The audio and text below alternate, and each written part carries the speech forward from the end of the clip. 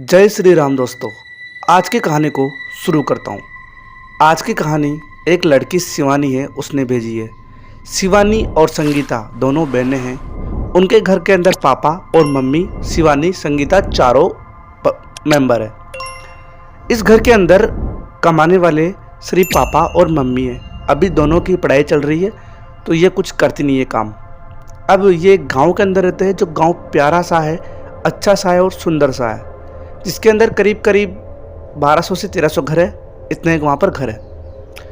अब जो संगीता के पापा है वो अपना घर गुजारा चलाने के लिए पास के अंदर एक शहर है, वहाँ पर रेस्टोरेंट है इनका, उन्हीं से इनका घर गुजारा चला जाता है। दोनों रोज़ाना अपने पास एक बाइक है, इनके पास बाइक के अंदर जाते हैं और करीब 6 से 7 बजे वापस आ जाते हैं। अच्छा सा रेस्टोरेंट है, बहुत अच्छा हो रहा। अब एक दिन क्या है, इनके घर के अंदर मौसी आ जाती है संगीता की।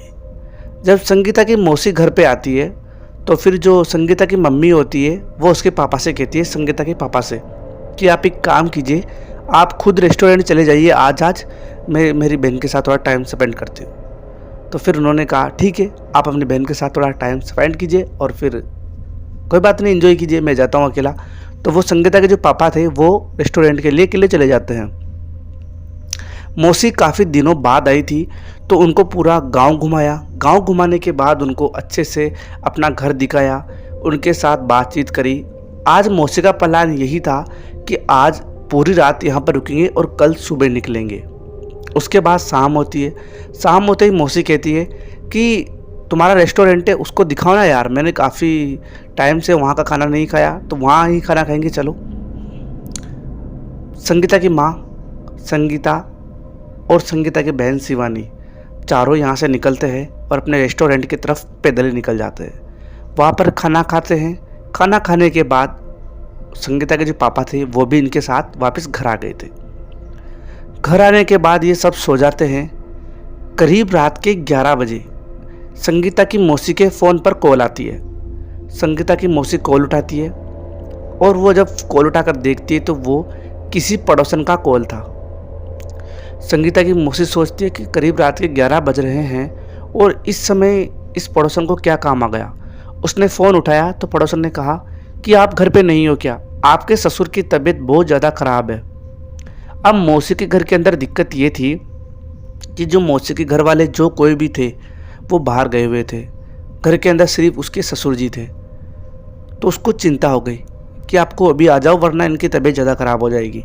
तो मौसी कहती है कि ठीक है, मैं आती हूँ। अब फ़ोन कट जाता है। फ़ोन कटने के बाद मौसी कहती है कि आप मेरे को कैसे भी करके घर पर पहुंचाओ। संगीता के पापा कहते हैं ठीक है, आप चिंता मत करो, हम गाड़ी का व्यवस्था करते हैं। तो उन्होंने गाड़ी की व्यवस्था करने के लिए आसपास मोहल्ले के करीब 11:15 बजे आदमियों को जगाया, परंतु किसी ने भी गाड़ी को नहीं दिया। पता नहीं क्यों नहीं दिया, मेरे को नहीं पता, परंतु उस समय गाड़ी बहाना लिया उन लोगों ने। उन्होंने कहा कि हमारी गाड़ी यहाँ पर नहीं है, हमारी गाड़ी का टायर पंचर है। उन्होंने गाड़ी को नहीं दिया।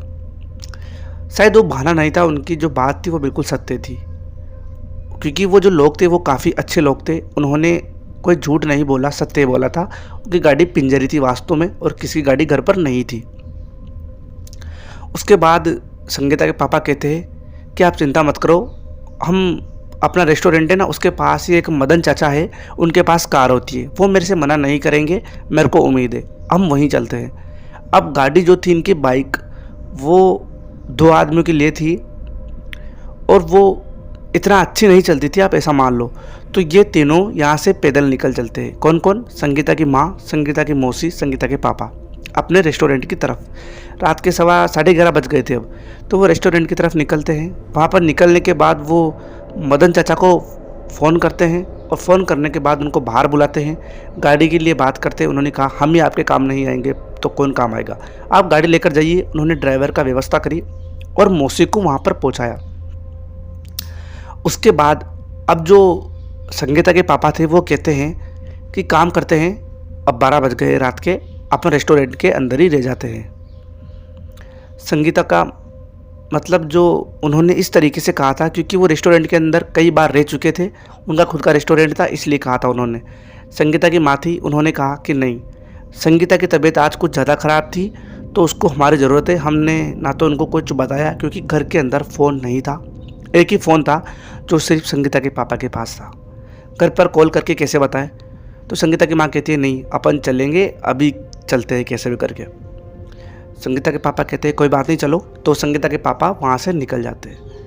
अब वो करीब आधा रास्ता तय कर चुके थे, तभी ज़ोरदार की बारिश आ जाती है। बारिश का मौसम था तो बारिश आ जाती है। वो एक पेड़ के नीचे थोड़ी देर के लिए रुक जाते हैं, परंतु जो बारिश थी वो कम होने का नाम नहीं ले रही थी, बारिश बढ़ी रही थी। संगीता के पापा कहते हैं कि अब क्या करें, घर तो दूर है, वापस चल नहीं सकते, अपन तो कहे तो इस बारिश के अंदर ही भीगते हुए चले। तो संगीता की माँ कहती है नहीं, तबीयत ख़राब हो जाएगी, अपन उस साइड से नहीं चलेंगे क्योंकि मेरी तबीयत ख़राब हो गई, मैं नहीं चाहती कि मेरी तबीयत ख़राब हो।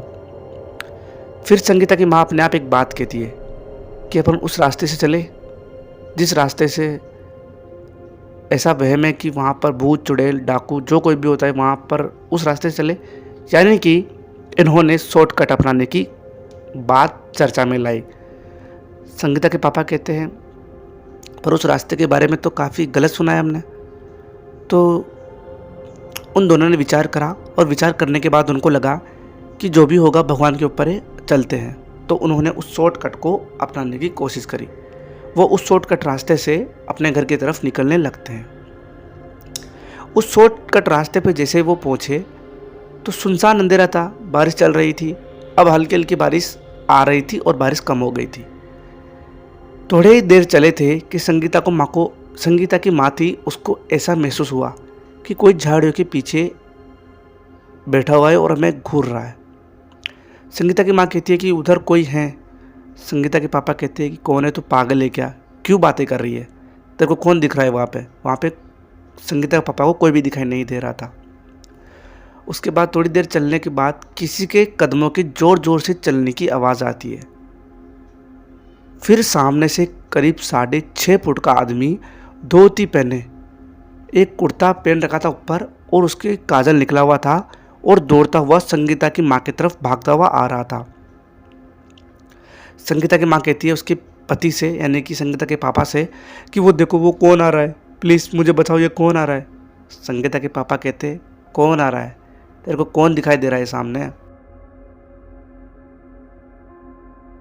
क्योंकि संगीता के पापा को कुछ भी दिखाई नहीं दे रहा था। लिटरली उनको सिर्फ सुनसान रास्ता दिखाई दे रहा था। संगीता के पापा कहते हैं कि तेरे को कभी तो झाड़ियों के पीछे कोई दिखाई देता है, कोई तेरे को सामने से दौड़ता हुआ दिखाई देता है, तो पागल हो गई है क्या? कैसे भी करके वो घर पर पहुंच जाते हैं। घर पर पहुंचने के बाद वो सोते हैं और सुबह जब होती है तो संगीता की माँ थी, उसकी तबीयत खराब हो गई थी। उसके बाद जैसे जैसे दिन बीता, संगीता के पापा रेस्टोरेंट के लिए चले गए थे और माँ घर पर ही अपना काम कर रही थी। शाम हुई। शाम होने के बाद उसकी माँ ने घर का दरवाज़ा लगाया। उसके पापा सोने के लिए चले गए, दोनों लड़कियाँ अपने रूम के अंदर चले गई सोने के लिए, ठीक है। उसकी माँ ने घर का दरवाज़ा लगाया। जब घर का दरवाज़ा लगाया तो उसने किसी को आते हुए दिखाई दिया घर के अंदर, और वो जो कोई भी था वो वही था जो कल रात संगीता की माँ को उस रास्ते पर दिखा था। वो जोर से चिल्लाती है कि वो क्यों आया है फिर से यहाँ पर, ये किसको क्या काम है, ये कैसे आ गया यहाँ पे? उसके पापा कहते तेरे को कौन दिखाई दे रहा है, तू पागल है क्या? उसके पापा उसको सुलाने की कोशिश करते हैं, उसकी माँ को। पूरी रात उसकी माँ चिल्लाती रही। जब सुबह हुई तो पड़ोसी आए। पड़ोसियों ने कहा कि इनको क्या दिक्कत है, क्यों चिल्ला रही है ये? तो उन्होंने कहा कि यार रात ऐसे हुआ था और ये जो कह रही थी वो कोई सत्य तो नहीं, इसने कुछ देखा था, हम उस रास्ते से आ रहे थे तब, ये पता नहीं तब से इसकी तबीयत खराब है, अब क्या करें? उसके बाद पड़ोसी कहता है कि आप एक काम कीजिए, इनको कहीं ना कहीं अच्छे पंडित को दिखा दीजिए, क्योंकि अगर इनकी जगह हमारे घर वाले होती तो हम इतना इंतज़ार नहीं करते। उसके बाद पंडित जी को दिखाने के जाते हैं। पंडित जी की उम्र काफ़ी ज़्यादा थी। पंडित जी ने कहा कि मेरे बस की बात नहीं है, तुम कहीं और देख लो, क्योंकि पंडित जी की उम्र करीब 100 साल से ऊपर थी उनको ढंग से दिखाई भी नहीं देता था। एक तांत्रिक के पास गए, तांत्रिक ने इनको लूटा बस और कुछ नहीं करा।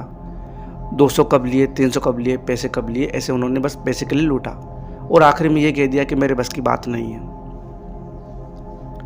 उसके बाद जो तबीयत थी संगीता की माँ की वो दिन ब दिन बढ़ती जा रही थी, क्योंकि उसकी जो हेल्थ थी वो बहुत ख़राब हो चुकी थी। उनकी शरीर बिल्कुल पतला हो चुका था। अब दिक्कत ये थी कि करे तो करे क्या। तभी एक पड़ोसी ने कहा कि आप एक काम कीजिए, सगस जी महाराज है उनके दर्शन करवाइए। इन्होंने सगस जी महाराज का पता निकलवाया और वहाँ पर दर्शन के लिए चले गए, क्योंकि पड़ोसी ने कहा जो भी होगा अच्छा होगा, वहाँ पर जो भी जाता है खाली हाथ कभी नहीं आता। तो सगस जी महाराज के इन्होंने दर्शन कराए। दर्शन करवाने के बाद वहाँ से निकले रहे थे कि वहाँ पर एक पुजारी था। उस पुजारी ने कहा कि बेटा यहाँ पर आ। संगीता के पापा वहाँ पर जाते हैं और कहते हैं जी पंडित जी, तेरी कुछ ज़्यादा तकलीफ़ दिख रही है मेरे को।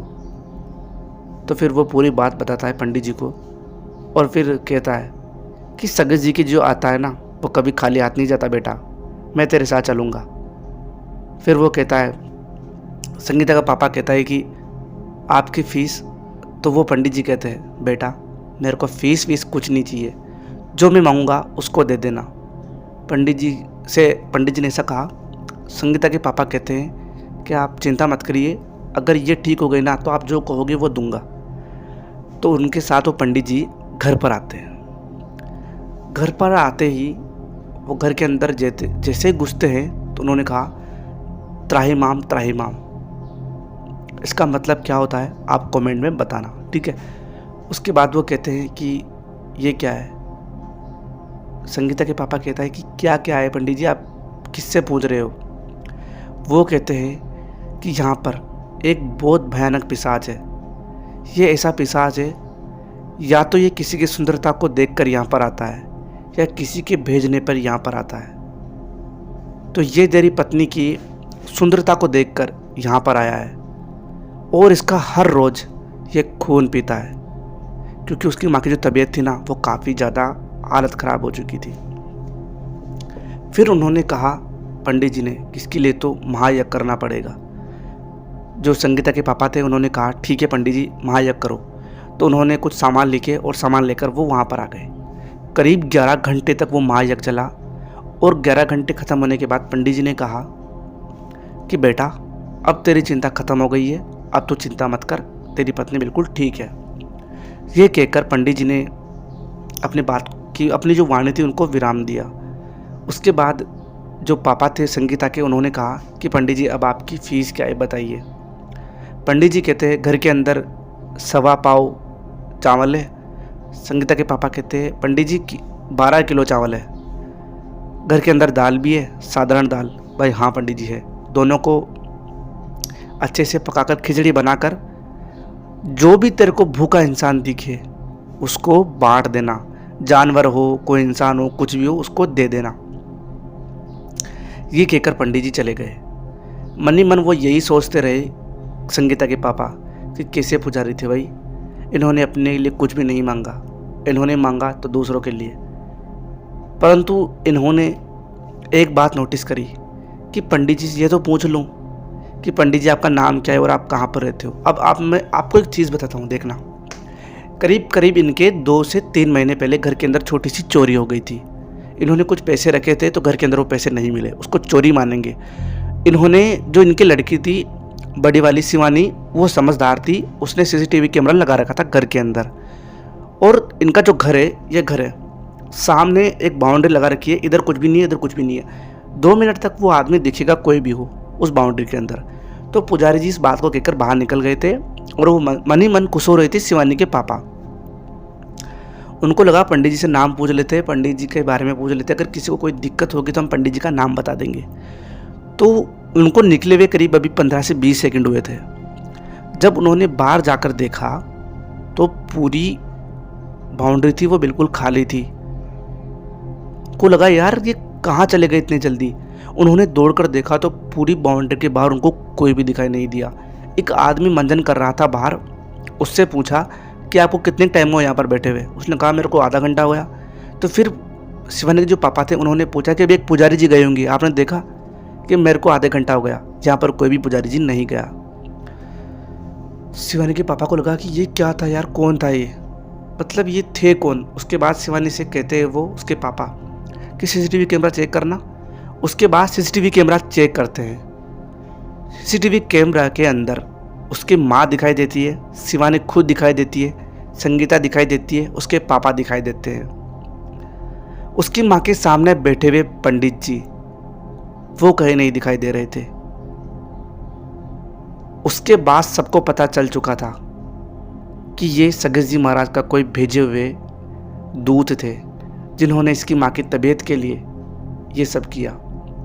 जैसे आज का दिन निकला, कल के दिन से उसकी माँ की तबीयत के अंदर बहुत ज़्यादा सुधार आने लगा। उसकी माँ ने 2 रोटी खाई क्योंकि उसकी माँ ने खाना छोड़ दिया था बिल्कुल। वो पानी के दम पर ही जी रही थी। 2 रोटी खाई, थोड़ी बात भी करने लगी, यानी कि उसकी तबीयत के अंदर सुधार आने लगा। ये थी सगत जी महाराज की असीम कृपा। अब देखो सगत जी महाराज की कृपा। आपसे एक निवेदन है, मैंने कभी कुछ नहीं कहा, आप एक काम करना, कमेंट के अंदर अगर वीडियो यहाँ तक देख रहे हो तो जय श्री सगत जी महाराज लिख देना प्लीज़। दोस्तों कहानी को यहीं तक ख़त्म करता हूँ। कहानी अच्छी लगी हो तो वीडियो को लाइक कर देना, चैनल को सब्सक्राइब कर देना। मिलता हूँ आपसे अगली कहानी में, तब तक के लिए बाय बाय।